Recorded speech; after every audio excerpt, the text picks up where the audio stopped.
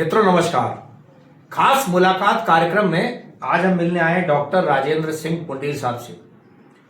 ये राष्ट्रीय स्वयंसेवक संघ से बहुत लंबे समय से जुड़े रहे हैं। सन 1964 से स्वयंसेवक बने थे और आपने स्वयंसेवक रहते हुए कितने संघर्ष झेले, यानी आप इनकी बात को सुनेंगे समझेंगे तो निश्चित रूप से समझ जाएंगे कितनी यातनाएं झेली, इमरजेंसी में लाठियां खाई, जेल गए, अंडरग्राउंड रहे।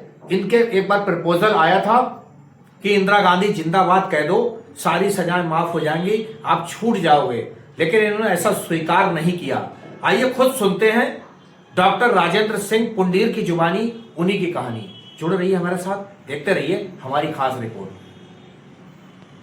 राजेंद्र सिंह पुंडीर साहब हैं। उत्तर प्रदेश में योगी सरकार का जो पहला कार्यकाल था उसमें दर्जा राज्य मंत्री रहे हैं और बहुत बड़ा दायित्व आपका ललित कला के क्षेत्र में था पूरे उत्तर प्रदेश का। आपने बहुत संघर्ष किया बचपन से लेकर अब तक। शख्सियत कार्यक्रम में हम आपसे मिलने आए हैं, आपसे विचार जानने आए हैं, आपसे प्रेरणा आपके दर्शक ले सकें, इस निमित्त भी ये वार्ता बहुत इंपॉर्टेंट है। मुझे लगता है कि राजेंद्र सिंह पुंडीर को विस्तार से सुनना चाहिए। राजेंद्र जी, क्या कहना चाहेंगे, आपके बारे में हमारे दर्शक जानना चाहते हैं। नमस्कार, मैं डॉक्टर राजेंद्र सिंह पुंडीर, कलाभूषण, उत्तर प्रदेश सरकार ने राष्ट्रीय पुरस्कार कलाभूषण मुझे प्रदान किया। मेरे कार्य को देखते हुए, मेरे प्रयास और संघर्ष को देखते हुए, तो उसके आधार पर मैं यहाँ तक कैसे पहुँचा, वास्तव में एक बहुत ही संघर्षशील कहानी है मेरी। मैं एक छोटे से गांव का रहने वाला, मेरे परिवार किसान परिवार, और पढ़ने की मेरे अंदर बहुत ललक थी और उस ललक के आधार पर मैं पढ़ाई कर रहा था। मैंने high school first class pass किया था, परंतु मेरी घर की परिस्थिति कुछ अजीबोगरीब धीरे धीरे बनी और घर वाले चाहने लगे कि मैं अब पढ़ाई बंद करके घर परिवार को देखूं, परंतु ये मुझे स्वीकार नहीं हुआ। और उसी दौरान 1964 में मैं राष्ट्रीय स्वयंसेवक संघ का सिकंदराऊ मैं स्वयंसेवक बना, प्रेरित हुआ और मेरी इच्छा हुई कि मैं पढ़ूं और संघ का काम करूं। संघ के प्रचारकों से मेरी बात हुई, उन्होंने कहा कि ठीक है, हम आपको इस निमित्त स्वीकार करते हैं और संघ का प्रचारक का दायित्व देते हुए आपको मैनपुरी भेज देते हैं। मैंने इस छोटी सी उम्र में 1965 से ये स्वीकार कर लिया। आज यद्यपि मुझे संघ के स्वयंसेवक बने हुए, विभिन्न पदों पर काम करते हुए और संघर्ष करते हुए मैं इस योग्य बना, परंतु मेरा संघर्ष निरंतर रहा। मेरे संकल्प था कि मैं पढ़ूंगा और संघ का काम करूंगा, और वही मैंने लगातार रखा। मैंने इंटर मैनपुरी नगर से नगर प्रचारक रहते हुए इंटर किया। उसके बाद मैं शामली नगर का काम देखा। उसके बाद फिर मुझे अलीगढ़ बुला लिया गया, क्योंकि अलीगढ़ की परिस्थितियां कुछ अजीबोगरीब बनती जा रही थी और मैं उस क्षेत्र का रहने वाला था, मेरा डिस्ट्रिक्ट अलीगढ़ ही था, तो मुझे विद्यार्थी परिषद का संगठन मंत्री बना दिया। मैंने वहाँ पर अध्ययन किया और विद्यार्थी परिषद का काम किया। मैं अलीगढ़ में धर्म समाज महाविद्यालय का छात्र रहा, छात्र संघ का मंत्री रहा, छात्र संघ का अध्यक्ष रहा और वहाँ पर संगठन मंत्री था। 1973 में ही विद्यार्थी परिषद ने चुनाव की परंपरा, चुनाव में भाग लेने की इच्छा जाहिर की थी, तो वहाँ से मैं भी शुरू हुआ। अरुण जेटली जैसे दिल्ली से लड़े, मैं अलीगढ़ से लड़ा, वो आए थे और उस समय कांग्रेस का शासन था। हम लोग संघर्ष कर रहे थे।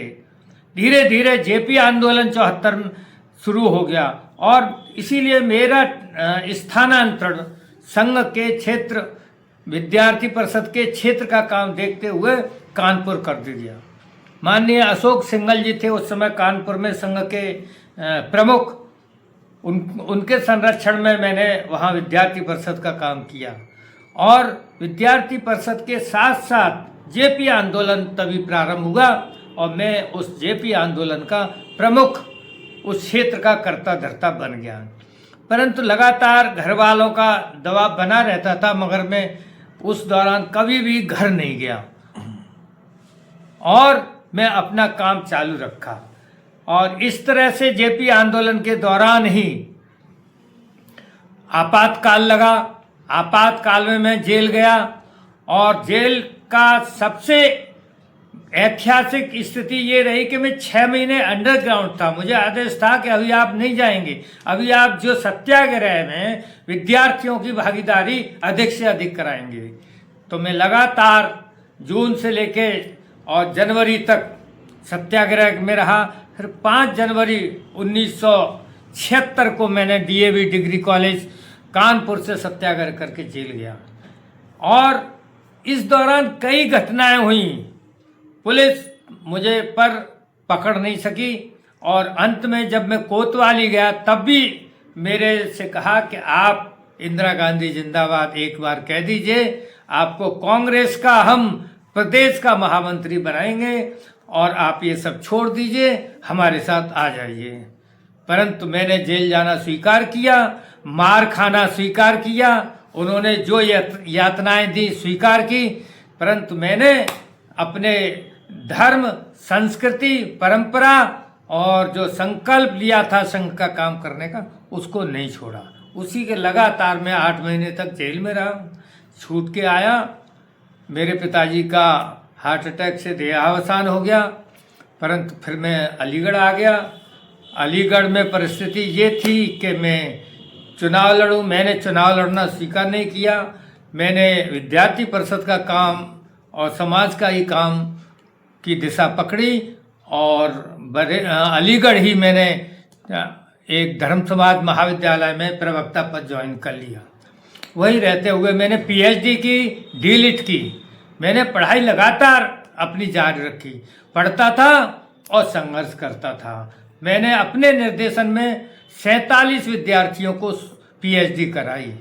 उसके बाद मैं लगातार विभिन्न हिंदू जागरण मंच उत्तर प्रदेश में मैंने खड़ा किया, प्रदेश का महामंत्री रहा, विश्व हिंदू परिषद में प्रदेश का संरक्षक रहा, विद्यार्थी परिषद का तो संगठन मंत्री। लगभग मैंने लगातार 13 वर्ष तक पूरा समय देकर होल टाइमर कार्यकर्ता के रूप में रहा।